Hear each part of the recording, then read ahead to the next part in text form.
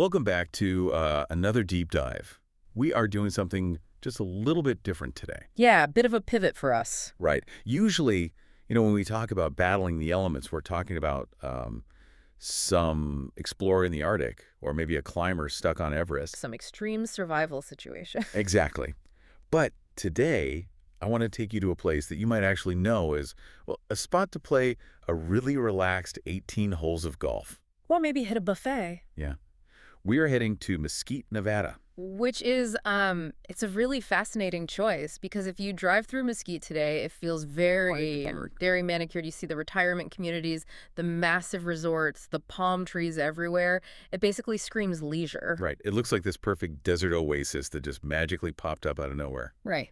But the stack of sources we're looking at today paints a completely different picture. Oh, completely. This wasn't a leisure destination for the people who founded it. It was a literal battleground. And the enemy wasn't, a rival town or an army. Yeah. It was the geography itself. Specifically, the Virgin River. Right, the river. And our historical analysis actually describes the Virgin River as a vital yet volatile artery. And I think that's the central tension of this entire deep dive today. Because usually in the desert, finding water is the happy ending, right? Right. You find the river, you survive. End of story. But in Mesquite, finding the river was really just the beginning of the nightmare. Yeah, it was. So let's set the stage for you.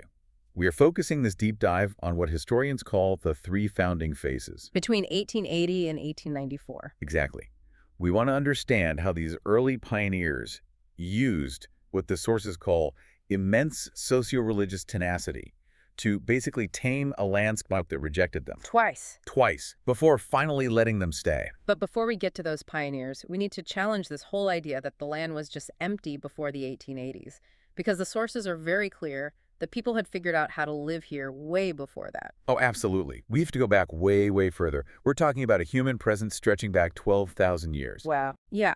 You have the Southern Paiute from the ancestral Numic period, and before them, the Virgin Pueblones. And what really stands out in the anthropological notes is their relationship with the environment. There's that concept. Yes, puha. Which translates roughly to spiritual energy. It does, but it's so much more than just energy. It implies that the land is a living, sentient entity. It's not just dirt you build your house on. Exactly. It's a participant in your life.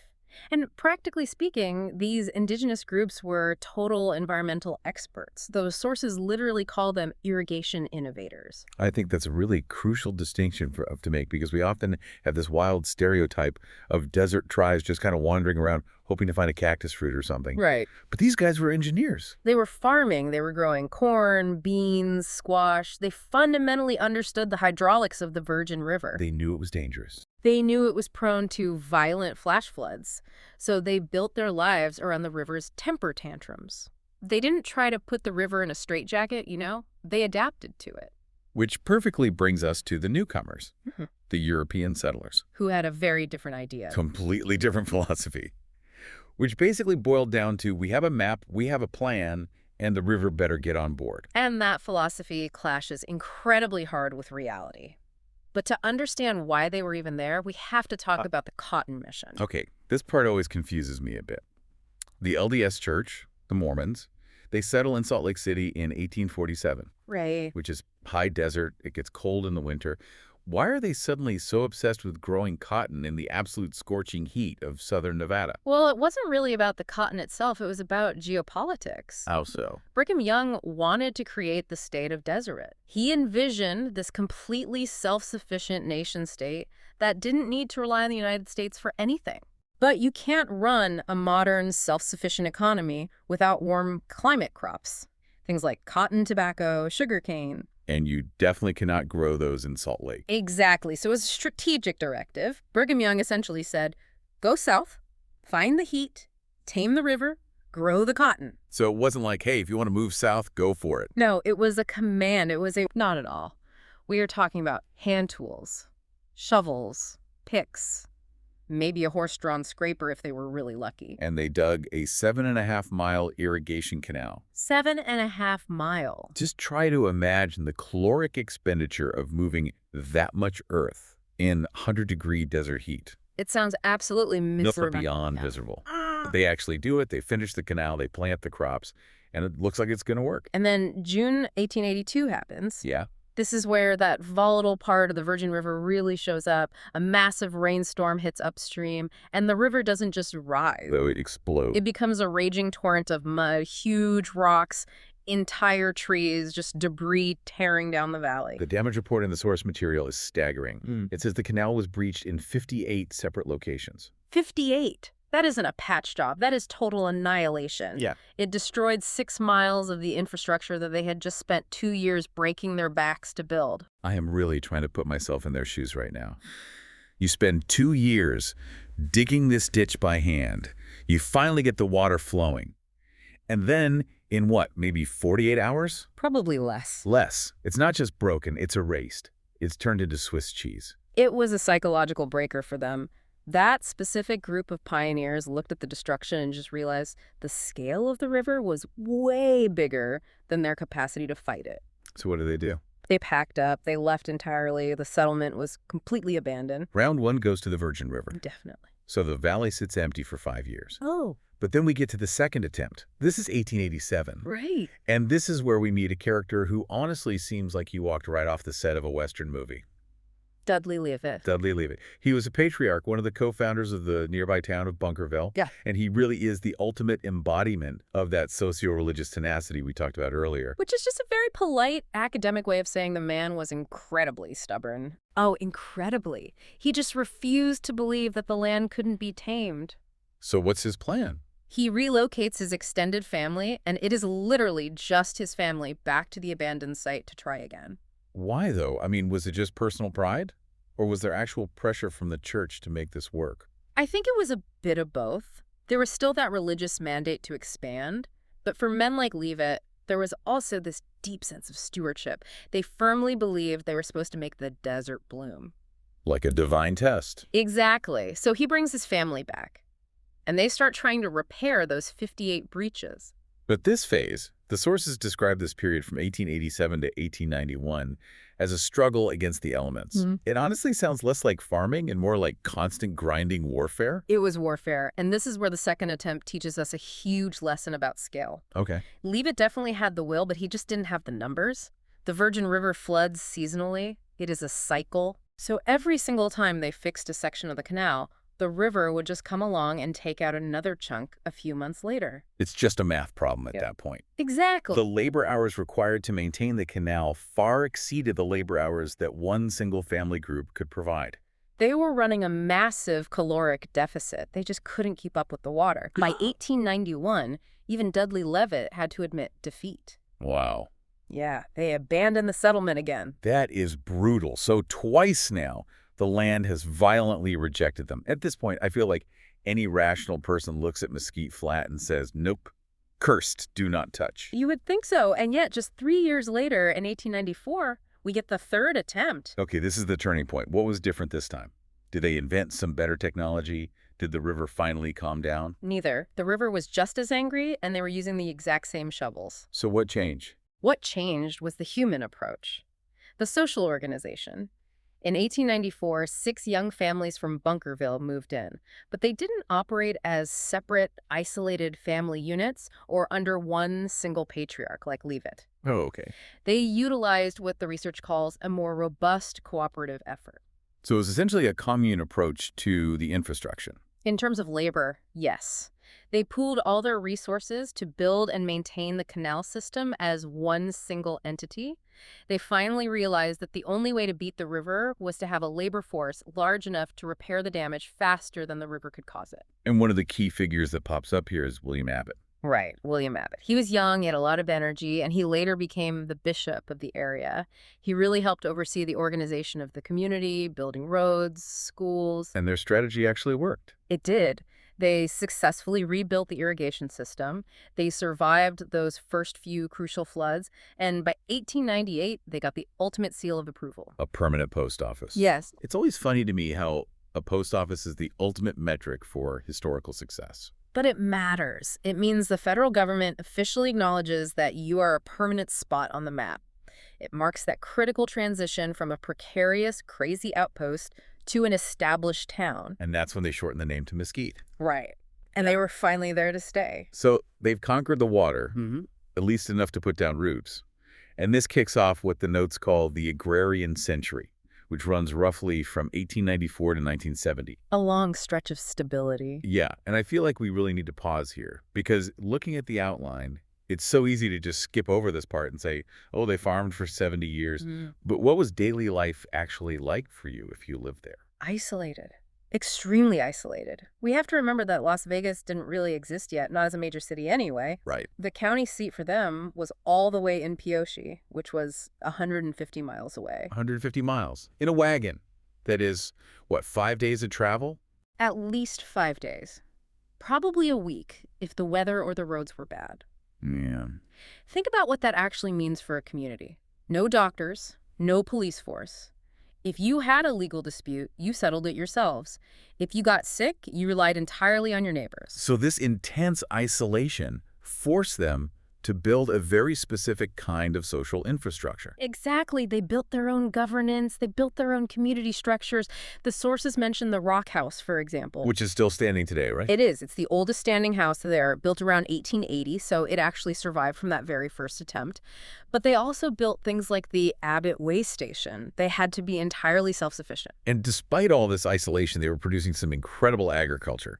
Once they got that water controlled, the land was ridiculously productive. It really was. I found this one detail in the sources both hilarious and amazing.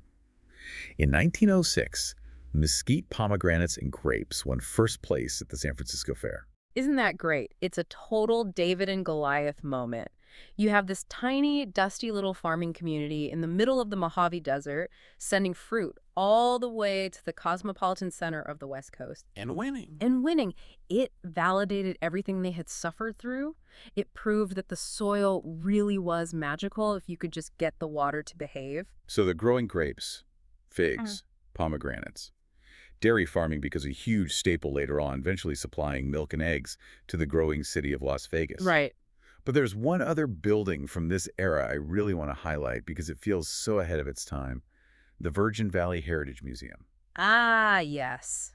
Built in 1941. Right. This was actually a New Deal project, specifically built by the National Youth Administration. But the most interesting thing about it is the architectural style. It's Pueblo Revival style. Exactly. Which directly connects back to the indigenous history we started the show with. It does. Think about it. In 1941, this Mormon farming community deliberately chose to build their new museum in a style that honored the prehistory of the area, the virgin pueblones. That's fascinating. It shows a level of cultural awareness and respect that we don't always associate with that specific time period. It was a clear nod to the people who had tamed that river first. Okay, so for decades, Mesquite is this quiet, isolated agricultural producer. Grapes, dairy farms.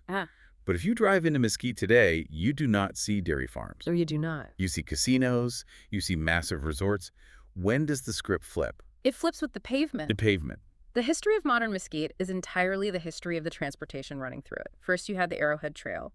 Then came U.S. Route 91. Right. And finally, the absolute game changer, Interstate 15. Right, I-15, the main artery connecting Los Angeles to Salt Lake City. When they finally completed the I-15 through the Virgin River Gorge in the 1970s, which, by the way, is an absolute engineering marvel in itself. Driving through there is stunning. It really is. But once that was finished, it suddenly funneled millions of cars right past Mesquite. And where there are cars on a long desert highway, there are truck stops. Which brings us to William Cy Red. Yes. Now, this is a name I actually know from the gaming world. He is the founder of IGT, right? The video poker pioneer. He's a total legend in Nevada history. So in 1976, Cy Red buys this little place called the Western Village Truck Stop in Mesquite. And it was tiny. Very tiny. 28 rooms, 23 slot machines, and a gas pump. Most people would look at that and just see a place to sell diesel to truckers. But Cy Red sees a destination.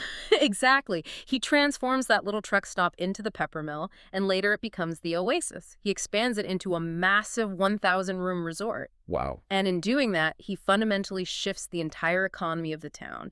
He basically looked at these multi-generational farmers and said, we are not selling milk anymore. We are selling hospitality. That had to be a massive culture shock for the locals. You go from a very tight-knit agrarian cooperative to a glowing tourist hub almost overnight. It was a shock, definitely. But it also brought a lot of jobs, and it brought serious competition. By the 1990s, you see this massive explosion of resorts. You get the Virgin River, the Casablanca, which used to be Players Island, Right. and the Eureka. I want to flag the Eureka for you listening, because the research notes something really unique about it. Yeah. It was founded by the Lee family, but now it's 100% employee-owned. Yes, it became employee-owned in 2015. It's actually the very first employee-owned casino in Nevada. That's awesome. I think it's really important because it kind of connects back to that 1894 cooperative effort, Even in the modern age of huge corporate gaming, Mesquite kept a little bit of that we're all in this together pioneer spirit. I love that. So the casinos are booming, tourists are flocking in, the economy's great, but then Mesquite hits a wall. Literally. The boundary line. Right. By the 1980s, the city was completely landlocked. They were entirely surrounded by federal land managed by the Bureau of Land Management, the BLM. Which means they can't expand. They can't build new homes for all these new casino workers. Exactly. And you can't just squat on federal land and build a subdivision. So what do? You have to get an act of Congress. Literally. And this is where we get the Mesquite Lands Act of 1986, and I really want to stress to you how incredibly unusual this is. Congress does not just go around selling massive chunks of federal land to small municipalities. It's like a legislative growth hack. It really was. The act allowed the city to purchase that surrounding federal land specifically for expansion, and the effect was just explosive. The numbers here are crazy. The population went from about 2,000 people in 1990 to over 20,000 by 2010. 2,000 to 20,000. That is a 10x growth in just 20 years. That's terrifying speed for a city planner. It changed absolutely everything. That Land Act paved the way for the massive retirement communities, the Sun City developments. Because now Mesquite is a huge retirement haven. I think the stats say 45% of the population is over 65. Right. They're moving there for the 330 days of sunshine. And the golf courses. We definitely cannot do a Mesquite deep dive without mentioning Wolf Creek. Oh, it's iconic. 8 championship courses in the city, but Wolf Creek looks like you're playing golf on Mars. It takes that dramatic, rugged terrain that those early pioneers struggled so hard to just cross, and it turns it into a luxury feature. But it hasn't just been a straight line of endless prosperity since the 90s. The Great Recession in 2008 really hammered Mesquite. It was devastating for them. The historic Oasis Casino Red's original massive vision that started the whole boom, it actually closed and was demolished in 2010. That's a huge symbolic blow. It was.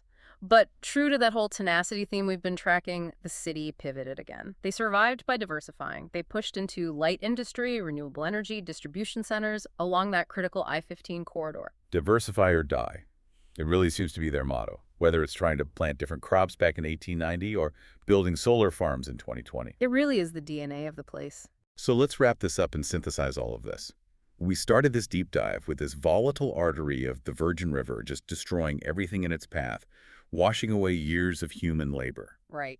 And now we have a booming city of 20,000 people actively watering lush golf courses in the desert.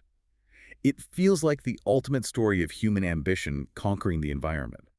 But there is a twist in the notes about that Lands Act that suggests something totally different. This is honestly my favorite part of the entire analysis. It is the ultimate irony of the Mesquite story. Let's hear it. So when the Mesquite Lands Act was amended later on to allow for even more expansion, they added a very specific stipulation.